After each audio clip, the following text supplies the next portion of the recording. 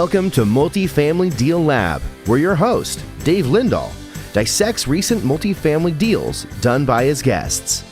Dave will extract what went right, what went wrong, and a number of key takeaways so your next deal may be more profitable. First of all, I want to introduce Ed Mylett to everybody. Ed's going to be our keynote speaker at Ultimate Partnering this year. Ed is a successful author, 2 books, both of which I have and read thoroughly, dog-eared, and have yellow highlights all throughout them. He's a successful businessman, very successful father, and has the fastest growing podcast in the world right now. So Ed, I think I became addicted to you about 2 years ago when I saw you being interviewed by somebody else. And I thought, wow, that's good stuff. And then I looked you up and I saw your podcast and I started listening to your podcast, and then YouTube got the algorithm, and then they started sending me, your different, And I actually saw you at Traffic and Conversion. Mm-hmm. So I saw you with a keynote, and I had watched so much of your content, listened to so much to your story so many times. I thought, I probably know what he's going to say. I'll go into for the first 5 or 10 minutes, and if it is that, then I'll go see one of the other shows. And I went in there, and before I knew it, it was an hour later. Mm-hmm. I was on the Ed Mylett emotional roller coaster. I laughed. I literally cried. And I was inspired, and I thought, wow, that was one of the best presentations I've ever seen.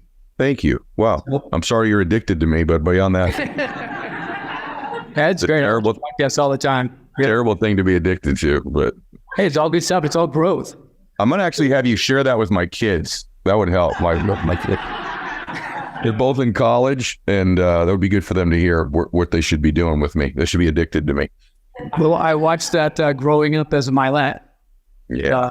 Oh yeah, that was a really good one. I was really proud of that one. I couldn't get my wife to come on the show still, but my kids, I enjoyed that interview very, very much. My favorite one.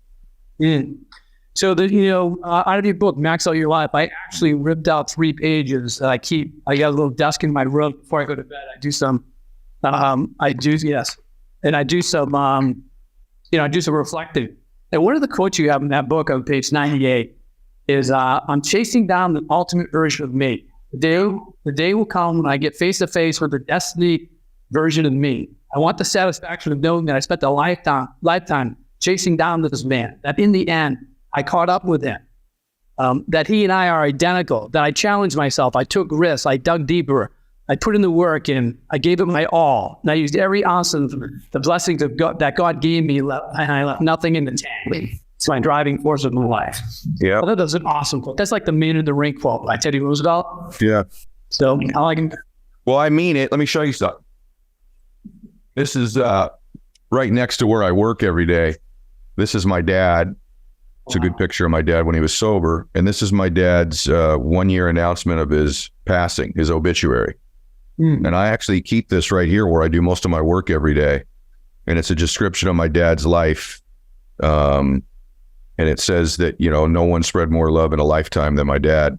And I keep that nearby because I actually think, I was just talking about this, I remember who it was on my show recently. It might have been Matthew McConaughey. I'm not sure who it was. I think it was Matt. But I think about death a lot, and not in a cryptic way, but it gives me a reminder of how blessed I am to be alive. And I'm under no illusion that it's going to, be forever. Now, my soul's forever, but, Ed Mylett, the body, one thing occurred to me. I can't believe I'm saying this today, but it's an interesting day in my family life. I had kind of a family issue come up about 10 minutes before I came on here. That's pretty significant. And I was with my dad when he passed away, like physically with him. And when he passed, my mom and my sisters didn't want to stay in the room with him just because it was so sad. So I was with my dad for like an hour and a half before the hearse came. And I know this doesn't sound very motivational, but I think it will be if you remember what I said. And something dawned on me immediately when I was there. And that was that my dad wasn't there anymore, meaning whoever my dad was gone. And if you look around that room, my dad's body was still in there, but he wasn't. I had this deep sense my father was gone, even though I was with his body. My dad's achievements were up on the mantle in the very room we were in. That wasn't my dad. My dad still had problems when he passed away. Those weren't my dad. My dad was a soul and a spirit. And that's who my dad was. He was an energy. He was a force, just like all of you are. We're not our accumulations. We're not our possessions. Even though I've accumulated and I possess a lot of stuff, I'm none of those things. I'm not my body. I'm something beyond that. And I want to catch that ultimate version of me. And it's actually something that is not a speech. It's not just something in my book. It's pretty much how I live most of the time. I'm addicted to the expansion of my being. I want to know how far I can expand, how much more I can love, how much more I can think, how much more I can feel, how much more I can give, the memories that I could have in my life. And so to me, there's this ultimate version God made me to be that I haven't met yet, but I'm excited to meet him, and I'm pursuing him. And I'm pursuing him quickly because I'm running out of time. And so I think that's why maybe when I speak that people, whether you think I'm the best speaker in the world or the ninth best or whatever, doesn't matter to me. But you certainly will feel something when I speak because I feel it when I'm saying it. You can't transfer to somebody that which you're not actually experiencing, not deeply. And so I actually deeply experience this stuff. Like, I have a great time. If you knew me, man, like, I'll show you right here. After I got about 4 hours of work today is where I will spend most of my time, which is in those cigars that are in that humidor. Right. So like, I have a great time. I mean, I have a blast. At the same time, when you're around me, there's an edge to me. And if you're in my proximity and you're a friend of mine, you're going to want to be, most stuff in life is caught, not taught. You're going to catch it if you're around someone like me. Like, I live life intentionally. I love life. I'm blessed to be here. I've had 2 heart attacks. I'm only 52. So I know how lucky I am to be here. In fact, right before I got here, I'm dealing with a very significant family thing that came up. And it's just another reminder of how precious life is. So long answer, I apologize, but it's not just a quote in my book. It's how I try to live. Absolutely. So, one of the things I've been teaching people how to invest in commercial real estate for, I know, 22 years. Yeah. So one of the big difference between those that are very successful or even successful getting to the first deal is mindset. It's getting over themselves. The first chapter in your Max Out for Life book, you talk about things happen for me, not to me. Can you get into that a little bit? Yeah, the other thing too in buying real estate, because I've done a lot of commercial real estate too, is one of the part of getting over yourself is actually believing you have to know everything before you execute a deal.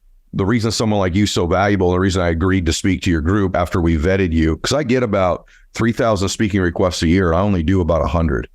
And so we vet them pretty carefully. I've had somebody take advantage of me in commercial real estate in the last year. And so you don't have to know everything to do every deal.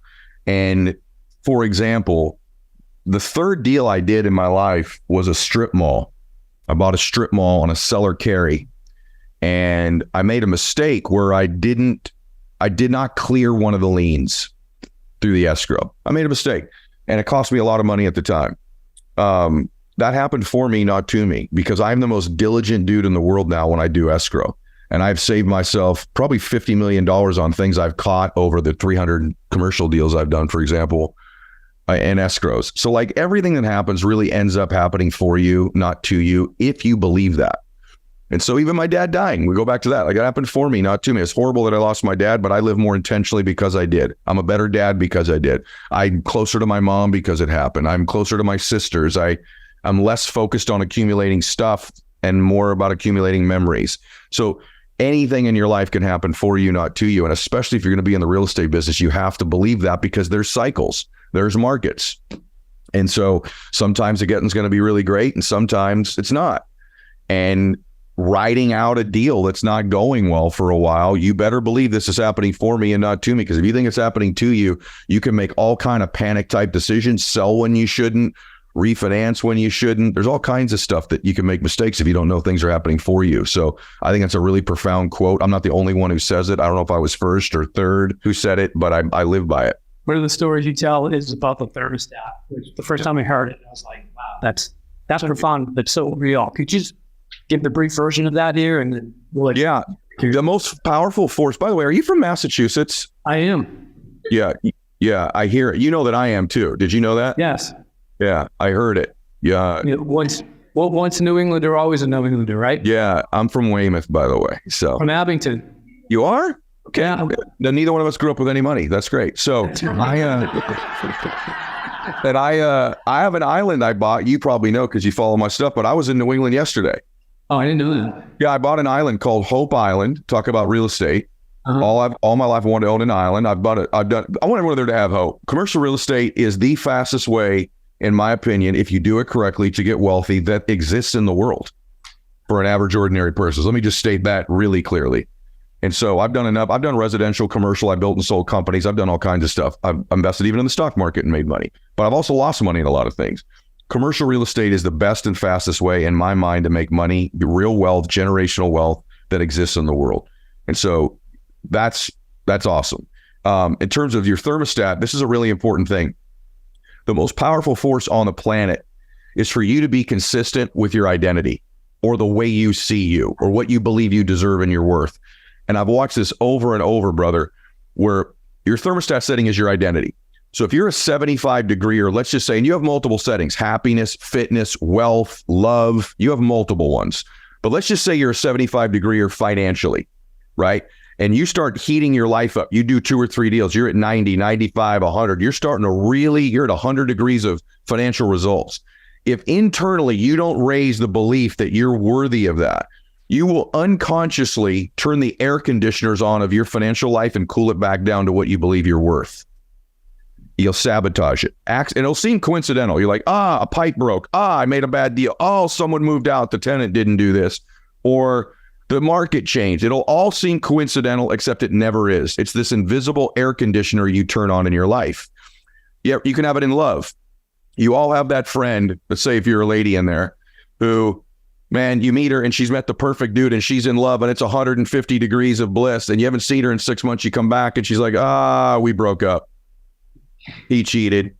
He wasn't right. He's not who I thought he was. No, you turned the air conditioner on again and you keep picking the same guy in a different body so that you can cool it back down. And so in your life, you got to increase the thermostat setting, because you can have all the talent, all the skills, all the tools, all the deals you want, but you will cool it back down. You've all done, as I say this, you're thinking of a situation in your life where you've done it, or someone that you know.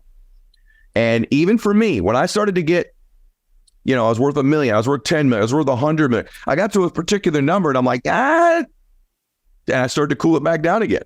And I had to read my own stuff. I'm like, wait a minute here. I need to alter my thermostat setting, because the reverse is also true. When your thermostat setting's high at like 100 and you're doing 70, you will turn the heater on and get it back up, which is a great thing too. I believe it's the single most invisible force in the world that dictates success.